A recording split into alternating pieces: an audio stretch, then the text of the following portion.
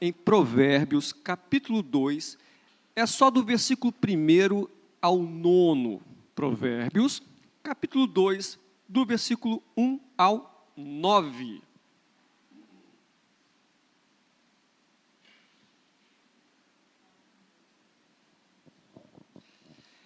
É a nossa série de pregações baseadas no livro de Provérbios.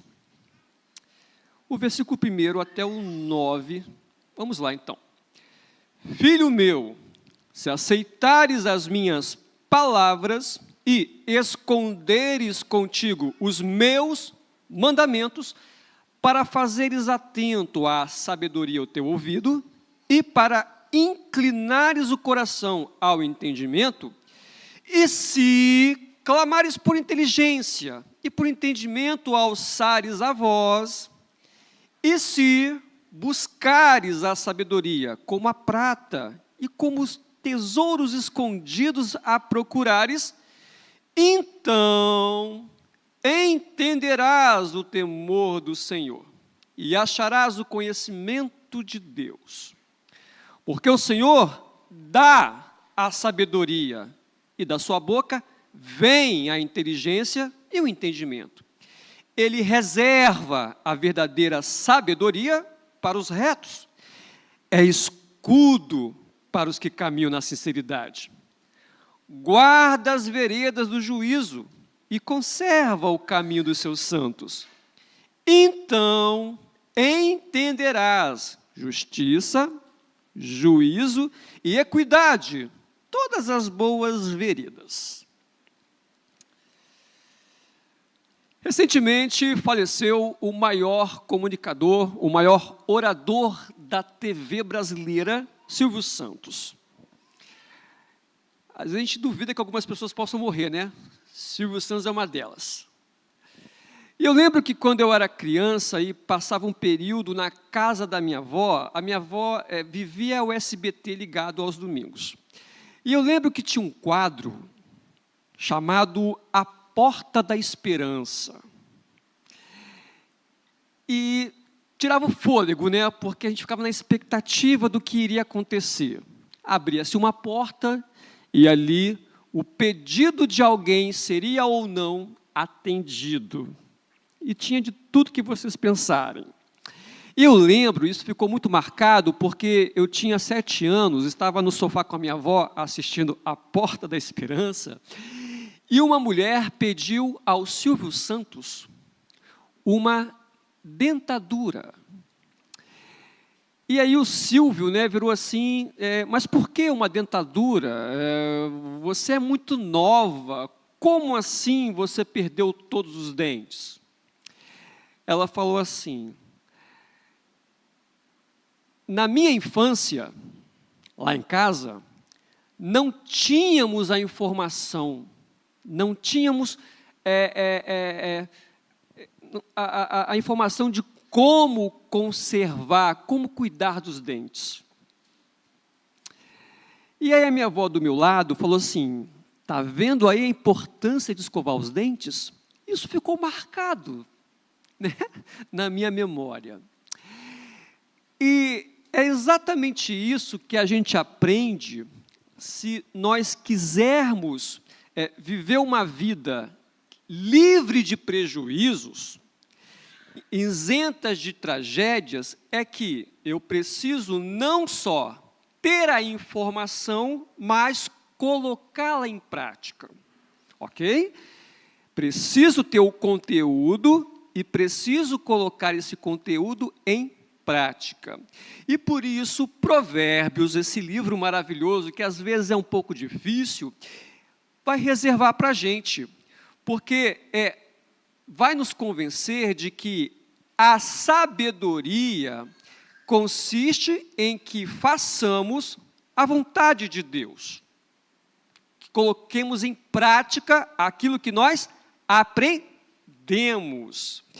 E no dia a dia, gente, sabedoria ela precisa estar presente na sua vida doméstica, na sua relação familiar, na sua relação trabalhista, na sua relação religiosa, conjugal.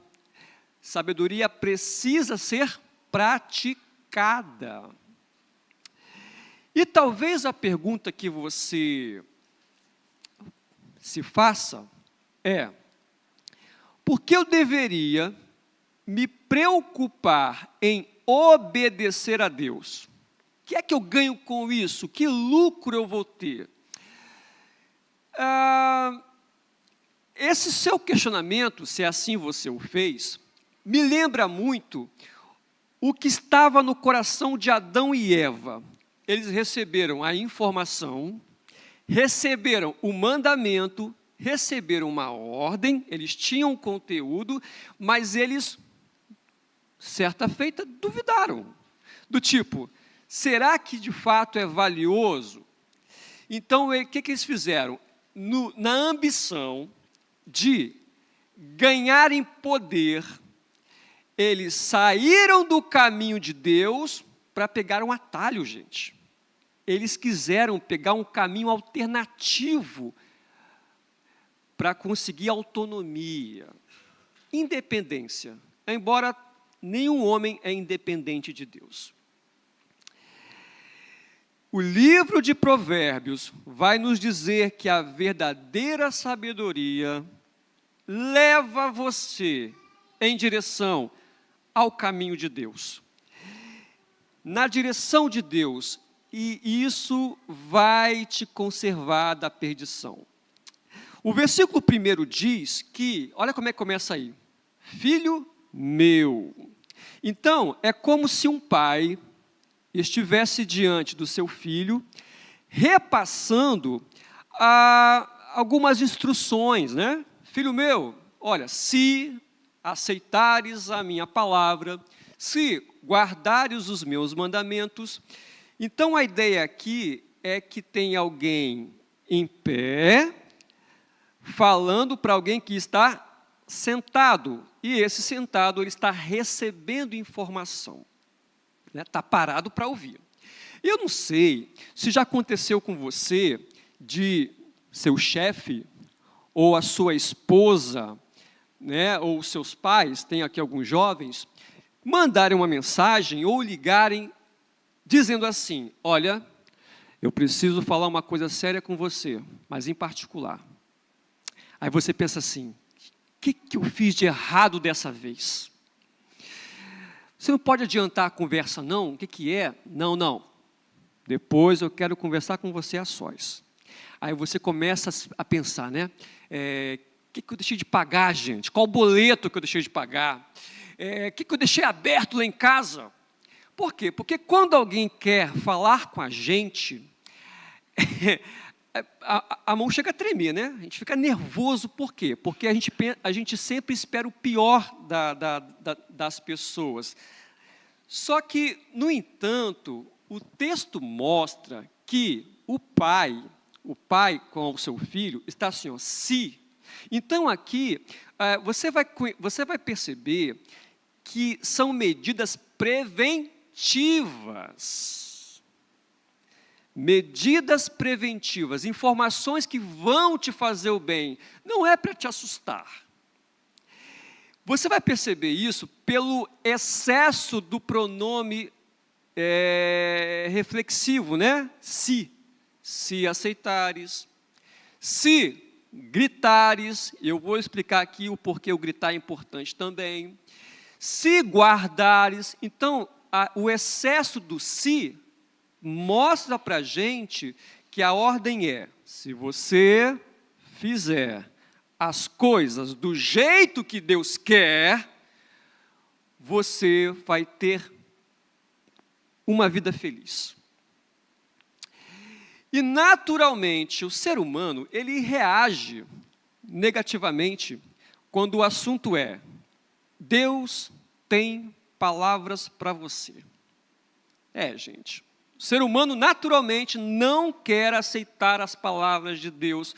E isso é um reflexo da rebeldia do nosso irmão mais velho, Adão, né? Então, de lá para cá, os homens já nascem com aversão a se submeterem às palavras de Deus. O coração do homem é difícil, gente. Né? O homem não nasce bom, não, como Pelágio ensinava. O homem nasce inclinado para o mal, é a natureza de Adão. E os mandamentos de Deus, que aqui está no versículo 1 ainda, os mandamentos, eles são bons. Eles vão desafiar o nosso egoísmo, né? Vão desafiar o nosso orgulho. A lei de Deus, os mandamentos de Deus, vão mostrar para a gente, vão fazer um check-up da nossa alma e fazer com que a gente se enxergue no espelho, de modo que a gente possa enxergar, perceber a pessoa doente que a gente é. Somos pessoas que precisam de uma cura. Somos pessoas que precisam de um Salvador. E aqui no caso, você pode me perguntar, ô pregador, é verdade o que você acabou de falar? Os mandamentos são bons?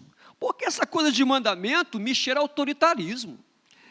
Essa coisa de mandamento toca na minha dignidade, na liberdade que eu tenho como cidadão. Desrespeita o meu direito.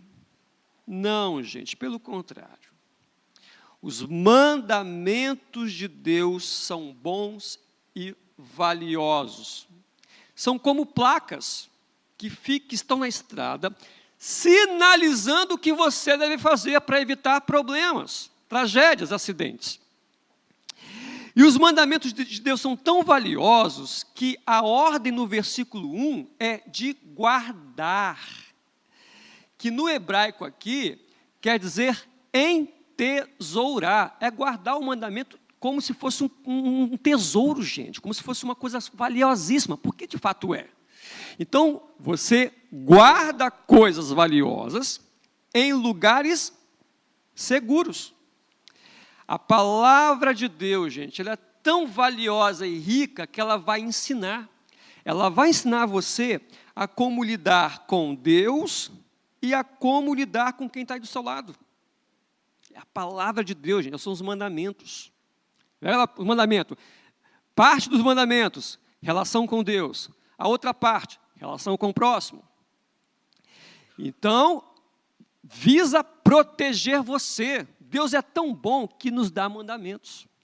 E eu tenho certeza aqui que você, pelo menos, tem uma senha. Não é possível que você não tenha uma senha. Alguma senha você tem que ter. Né? Aí, né, você...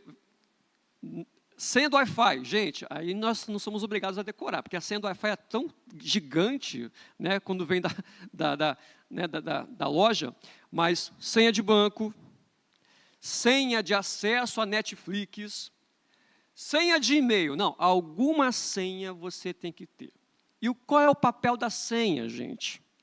O papel da senha é proteger você, é te dar segurança.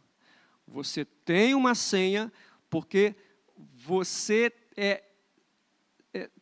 está precavido de que alguém entre e te roube e te prejudique. E os mandamentos de Deus, eles são tão valiosos que eles não têm um caráter punitivo, porque tem gente que rejeita, né? Não, eu não quero que ninguém me dê ordens, mas o mandamento de Deus tem um caráter preventivo. E você descobre como é relacionar-se com Deus Santo por meio dos mandamentos. E Jesus disse uma coisa, gente. Ele falou bem assim, ó, aquele que ama a Deus, guarda os mandamentos. Aquele que ama a Deus, gente, guarda os mandamentos. Por quê? Porque vai implicar em obedecer. Lembra que eu falei aqui no começo? Não basta você saber os mandamentos. Você tem que aceitá-los como verdade para a sua vida. Aceitá-los como parte da sua vida. Praticar. E o versículo 3 e 4 dizem ao filho, o pai aqui ainda dialogando com o seu filho, diz que o filho deve continuar o seu esforço em conservar o seu relacionamento com Deus. Para isso, tem que procurar pela sabedoria. E está aqui, gritar, clamar. Gritar pela sabedoria, gente. E aqui eu quero que você imagine a sabedoria como uma pessoa, tá? Personificando a sabedoria aqui. E a sabedoria está por aí, tem duas pernas e está aí andando aí. Só que você tem que procurar a sabedoria. Eu não quero que isso aconteça com você. Mas você já teve a experiência ruim de se perder do seu filho? Está assim num dia, e aí quando pensa que não, e a pior coisa é quando tem muita gente num centro urbano, imagina, só a gravidade do drama. Olha para um lado, olha para o outro, cadê meu filho? Qual a tua reação? Gritar. Erguer a voz. Eu vi isso no Shopping Vitória, ano passado. Uma mãe parou para tomar um café num quiosque no Shopping Vitória. Não sei, conversando com alguém. Cadê meu filho? Ela foi de loja em loja. Ela percorreu aquele shopping ali, gritando o nome da criança. A sabedoria, ela tem que ser encontrada. E é necessário que você use. Gente, e aqui é uma busca agressiva. É gritar pela sabedoria. É gritar pela sabedoria como se sua vida dependesse dela. E em seguida, é usada aqui a metáfora do tesouro. Porque o pai está ensinando ao seu filho que ele tem que aceitar as palavras, ele tem que guardar os mandamentos, ele tem que procurar a sabedoria como se fosse um tesouro. Está aqui, ó.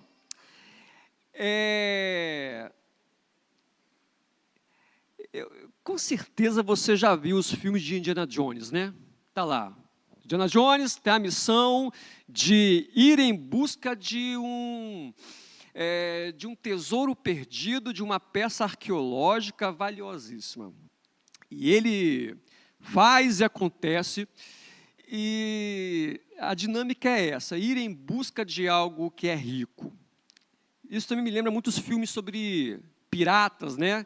Que o pirata tem lá o mapa nas mãos, e eles dão a vida em busca de encontrar esse tesouro. Pois é, gente, assim também é a sabedoria. Nós temos que mover céus e terra para buscarmos a sabedoria. Porque o meu relacionamento com Deus depende disso, e com o meu próximo também. Eu tenho que ser sábio para relacionar-me com Deus.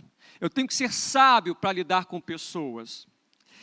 E você sabia que essa história de tesouro perdido é verdade? É verdade. O pregador, eu sei que minha avó, meu avô escondia o dinheiro debaixo do colchão. Eu sei que isso é verdade mesmo, escondia mesmo. Mas guardar tesouros, antigamente, era uma prática recorrente. Lembra que Jesus, numa parábola, falou que um homem encontrou o tesouro no campo? Pois então, antigamente, naqueles períodos bíblicos, onde um exército invadia cidades ou vilas, as pessoas que tinham a informação de que o seu vilarejo, de que sua cidade estava a ponto de ser invadido por um exército ou império rival, o que elas faziam? Elas pegavam os seus itens de maior valor, botavam numa caixa, ia para um campo e enterrava. Acontece que, em alguns casos, a pessoa que enterrava esse tesouro, né, essas preciosidades, ela morria. E o negócio ficava lá esquecido e perdido. E as pessoas, elas ficavam assim, curiosas. Aonde é que deve ter um tesouro? Vamos procurar? Vamos. Gente, assim também é a sabedoria. A sabedoria é um tesouro que você tem que ir em busca. É como a prata, está aqui no texto. E o versículo 5 aqui, ele vai amarrar tudo isso que vem sendo dito.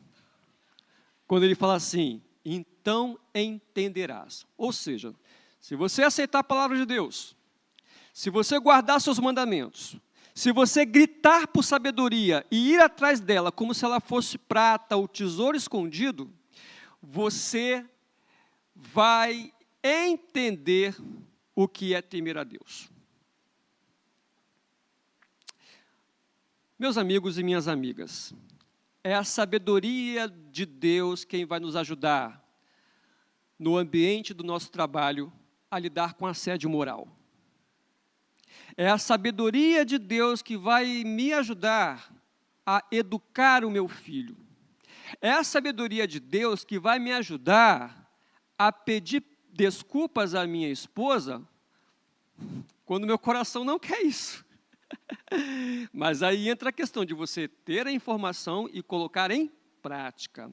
É a sabedoria de Deus que vai me mostrar a percepção de que eu tenho que ser um servo com um compromisso maior com Deus. É a sabedoria quem vai me convencer disso tudo. E até aqui, se você entender e fizer todas essas coisas, o Pai fala, então entenderás o que é temer a Deus. E eu já esbarrei com algumas pessoas que têm aversão a esse termo, temer a Deus. Por quê? Porque o verbo temer vem à mente como algo negativo. Temer, ter medo. Mas aqui em questão, no idioma original, temer aqui quer dizer reverenciar, ter uma profunda relação de respeito. Temer a Deus é isso. Se você reverenciar a Deus, você está admitindo de que Ele é Senhor e de que você é servo. Nisso está a sabedoria. Tá? E essa relação de reverência a Deus vai fazer com que eu seja feliz. Não é lá o Salmo 1? Feliz o homem que teme ao Senhor, feliz o homem que se relaciona profundamente com Ele. Não basta você conhecer Deus. Eu sei quem Deus é, beleza, show. Não, não é só isso. Isso aí você tem cognitivamente. A informação está correta. Mas e a prática? Tem que haver ortopraxia. No grego, né? Orto, correto. Praxia, prática. Não basta ter ciência de que existe um Deus. É necessário ser sábio. Como? Relacionando-se com Ele. Você não pode dizer que teme a Deus se você despreza a palavra dEle, gente. Eu gosto de Deus, eu sou um filho de Deus. Como se você despreza a palavra dEle? Não tem como, é se aceitar a palavra, é se guardar o mandamento. Está ali, gente. Então, você vai entender o que é temer a Deus. E os 3 últimos versículos, 7, 8 e 9, vão tratar da sabedoria como uma agente protetora. É isso mesmo. A sabedoria, se você andar de mãos dadas com ela, ela vai te levar em segurança para onde você for. E na Bíblia, algumas vezes, estrada, caminho, também se refere à vida. Olha só o que Provérbios 14, 12 vai falar. Há caminhos que parecem ser bons, mas são caminhos de morte. Ou seja, não entra nessa que você vai se perder. E o caminho que ligava Jerusalém a Jericó, ou vice-versa, né? É um caminho muito perigoso. É um caminho conhecido como a estrada dos ladrões. Tinha muito assalto ali, né? Na estrada que ligava Jericó a Jerusalém. Lembra que Jesus conta a parábola do bom samaritano? subia a Jericó. Por quê? Porque tinha ali íngreme. Então, o ladrão lá de cima vinha quem estava chegando e se escondia. É muito íngreme a estrada que ligava Jericó a Jerusalém. Eles se escondiam e assaltavam. É por isso também que se formavam as caravanas. Lembra que Maria e José perderam Jesus? Quando voltavam do templo, na caravana. Por quê? Porque junto com mais gente, andava-se em segurança. Só a nível de informação isso aí, tá? Então, a gente não quer ter a sensação de que, enquanto estamos andando nas ruas de Jardim Camburi, a gente pode ser assaltado. A gente não quer ter essa, né? A gente não quer contar com isso. A gente quer ter segurança. E dificilmente, e falando em segurança, né? Dificilmente alguém sai de casa para andar aqui na rua com o telefone celular com 1% de bateria. Fala a verdade. Você não fica um pouco indignado quando tem que ir para a rua? Aí pega o telefone, ih, rapaz, 1% de bateria. Aí você pensa bem assim, vou esperar um pouquinho aqui, vou dar uma carga e depois eu vou. O que é isso? O telefone celular está me ensinando que eu devo andar precavido, que para eu ir para a rua, eu tenho que ter o cuidado de dar uma carga antes. Olha só como é que a gente aprende. Porque a gente pensa bem assim, né? Rapaz, vai que no meio do caminho descarrega. Vai que no meio do caminho eu tenho que chamar o Uber. Vai que no meio do caminho alguém me manda um WhatsApp. Vai que no meio do caminho eu tenho que comprar uma coisa e passar o Pix. Né? Vai que acontece alguma coisa no caminho e eu não estou esperando. Então, o que eu faço? Me precavejo. Dou uma carga no meu telefone. E, claro também que é verdade que algumas pessoas vêm para a igreja com o telefone celular, tipo assim, né? Vai que no meio da pregação o pregador fala umas coisas que não me interessam, deixa eu ficar aqui passando o meu Instagram aqui também. Por favor, gente, por favor, vigilância. E a ideia aqui também, continuando, né, brincadeiras e coisas sérias sendo ditas aqui, a ideia hebraica de reserva, no versículo 7, está aqui, ó, reserva. Né? A ideia hebraica aqui de reserva é que Deus reserva sabedoria aos retos, né, aos seus filhos. Como assim reserva? A ideia hebraica aqui é de armazenar, gente. Deus tem sabedoria armazenada, guardada em grande estoque para dar a quem quer, a quem pede. Lembra de Salomão? Deus falou, né? Pede o que você quiser, Salomão, que eu vou te dar. Quero sabedoria. Preciso, Senhor, de sabedoria para governar esse povo. Boa coisa você pediu, Salomão. Deus quer compartilhar sabedoria. Deus quer que você seja feliz. E você percebeu que até aqui, Deus quer que você seja feliz, porque Deus, Ele quer que você fique perto dEle e não para longe. Por isso a importância de você caminhar na estrada correta. E se você perguntar a uma criança, qual é a função do escudo? Para que serve um escudo? Qualquer criança vai falar que o escudo serve para proteger. É exatamente isso que o versículo 7 e 8 estão nos dizendo, que Deus, Ele é escudo. Ele é escudo.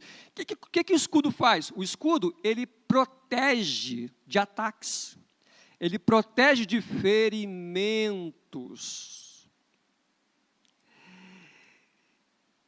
Deus, Ele quer te livrar de tropeços enquanto você caminha. Deus quer te livrar de buracos enquanto você caminha, de ferimentos enquanto você anda. e Ele quer que você seja satisfeito nele. É isso, gente. É aí que Deus quer chegar.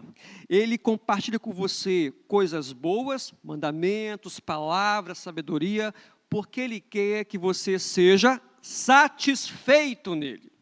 Porque o homem que não é satisfeito em Deus vai bater de porta em porta, tentando paliativos, tentando alternativas, porque, como disse Agostinho de Hipona, lá para o ano 300, Senhor, Tu não fizestes para Ti. E o nosso coração está inquieto enquanto não descansar em Ti. Deus fez você para Ele. E enquanto você não admite isso, se inclinando, aceitando essa verdade, você vai permanecer inquieto, porque você não está indo em direção ao coração dele. E no versículo 9, assim também, como no versículo 5, você percebeu? Então entenderás, está lá, versículo 5 e versículo 9, se parecem demais, né? Então entenderá. O pai dizendo ao filho, se você fizer isso, então você vai entender, meu filho. Tem que praticar. E no versículo 9 está aqui, ó, justiça, juízo e equidade. Gente, se a gente entender corretamente essas palavras, justiça, juízo e equidade, nós vamos evitar andar por caminhos aonde a gente pratique ou aceite, por exemplo, a injustiça, aquilo que não é íntegro, aquilo que não é correto. Então, eu estou entendendo que Deus é um Deus justo e eu tenho que tomar isso para a minha vida para evitar problemas. Aquilo que vai na contramão do que Deus quer. E olha que interessante. O versículo continua, né, o versículo 9, é que se eu observar justiça, juízo e equidade, né, se eu for uma pessoa justa, dentro do padrão que Deus estabelece, eu vou estar, então, caminhando pelas boas veredas. Pregador, pode me explicar o que são veredas aqui? Gente, quando fala de vereda, a gente entende que seja caminho. Mas também quer falar o quê? Conduta, maneira, o nosso modo de viver, o nosso modo de andar, né? Vereda. Aqui, no entanto, a palavra hebraica aqui, no entanto, é um pouco diferente de tudo que você já viu. Eu vou explicar, olha que legal, olha que fascinante. Aqui, boas veredas, olha só, eu vou tentar aqui ilustrar. Você já viu uma estrada de chão, chove, né? Fica aquela lama, aí as pessoas passam por essa estrada, a terra seca, né? E fica o formato da pegada, fica ali o registro de que alguém ali esteve, né? Fica ali marcado no chão. Pois é. As estradas não eram asfaltadas como hoje, né? Ok. Então, imagina, uma terra fofa, né? As carruagens, as carroças, passam por ela e vão criando sulcos, vão criando pequenas valetas, né? Ali fica marcado, ó, ali passou uma carroça. E as carroças que vêm atrás, elas também vão entrar nessa mesma marquinha. Para quê? Para evitar balançar de um lado para o outro, né? Ali criou-se uma vereda. Aqui a palavra é trilha de carroça, literalmente. Veredas aqui significa trilhas de carroça. É aquele caminhozinho ali que já ficou marcado. Não tem como você fugir disso. Tem que passar sua carroça por ali. Já está marcado no chão. Isso quer dizer que Deus tem boas veredas porque Ele tem um padrão para você. Deus tem um critério para você. Basta que você seja sábio para encaixar as rodas da sua carroça ali, gente. É só fazer isso. É só permanecer naquela rota, naquela trilha que já foi demarcada. Se você fizer isso, você vai ser feliz. E eu quero concluir dizendo que, para a gente ser feliz, temos que fazer as coisas do jeito que Deus quer, em amor. Em amor, ok? Não se trata de moralismo, medo de ir para o inferno, não, gente. É por amá-lo sobre todas as coisas. E sempre que eu leio a história da Torre de Babel, eu fico impressionado, gente, que eu fico assim, rapaz, mas já existia matemática, olha só que impressionante, já existia arquitetura. Naquele tempo, alguém já se sentava para calcular o peso, né, da construção, da torre. Eu fico assim, como o homem é inteligente, meu, né? Como o ser humano é inteligente. E você percebeu aqui que a palavra entendimento está presente na passagem. Entendimento, conhecimento, inteligência são palavras correlatas para falar da sabedoria. O homem tem uma inteligência, o homem tem uma sabedoria humana, né? Ele projeta pontes, ele faz arranha-céus, ele faz avião, gente. Levanta um meio de transporte, eu fico impressionado. Mas nada disso importa se você não temer ao Senhor. Essa é a maior e a principal sabedoria que pode haver. E quem obedece a Deus não fica no escuro, porque é satisfeito nele. Não é como aquela pessoa que no escuro tentando encontrar aonde acende a luz, né? Não, gente, quem está em Deus não fica no escuro. É preciso praticar aquilo que a gente aprende. Ah, é difícil. Eu sei que tem coisa que é difícil. Por isso que o Espírito Santo nos ajuda nas nossas fraquezas. E quem obedece a Deus é sábio. E o Filho de Deus, quando veio à terra, ele veio em obediência ao Pai, assumindo forma humana, aceitando toda e qualquer humilhação. Para quê? Para cumprir aquilo que havia sido estabelecido em outros tempos, em outras eras. Assumindo forma humana, se fazendo menor do que os anjos temporariamente. Obedecendo, morrendo, a morte de cruz. E o Filho, ele fez isso por amar ao Pai. Filho ama o Pai e obedece. E cumpre. E o Filho, ele é a luz que os homens precisam. Quem está em Deus não fica no escuro. O Filho é a luz. Mas Isaías, lá no capítulo 53, vai falar que o mais desprezado entre os homens, como aqui foi cantado, porque olhando para ele, não havia nada que nos interessássemos. Ele foi aquele que os homens esconderam o rosto. Não, eu não quero você perto de mim. Eu não aceito você perto de mim. Eu não aceito você. A luz veio, mas os homens não quiseram a luz, mas amaram as trevas, como João diz no capítulo 1.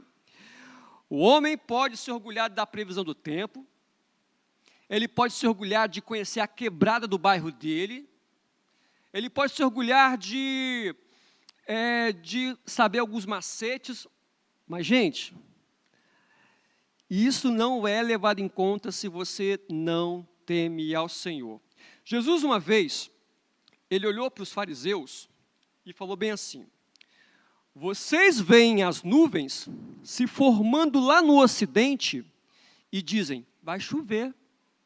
E vocês falam certo mesmo, hein? Vocês conhecem. Vocês percebem que o vento vem do sul e vocês dizem, vai fazer calor. Novamente vocês estão certos, mas vocês são hipócritas. Por quê? Porque vocês sabem distinguir a ação do tempo. Se vai chover, se vai fazer sol, mas vocês não conseguem discernir que o tempo presente é o tempo de salvação. Vocês não querem enxergar isso. Todo aquele que deseja ir a Deus tem que passar sua carroça nas boas veredas, na trilha que já foi predeterminada. Sem passar nessa trilha, você não vai chegar. Cristo é essa trilha, gente. Cristo é esse caminho. Eu preciso passar por ali para ser aceito por Deus. Eu espero que você não só tenha entendido cognitivamente, usado da sua inteligência para compreender aquilo que foi falado aqui, mas também de sabedoria, para admitir de que, para temer a Deus, é preciso passar por essas veredas. Amém. Oremos então. Senhor, Tua palavra é Tua palavra, nós somos tão pequenos. Algumas pessoas que estão aqui talvez não Te conhecem, mas eu clamo para que o Teu Espírito possa levar essa palavra para dentro do coração delas, para fazer modificação, e assim entenderem que sem se relacionar com o Senhor, não se pode ser feliz completamente. Amém.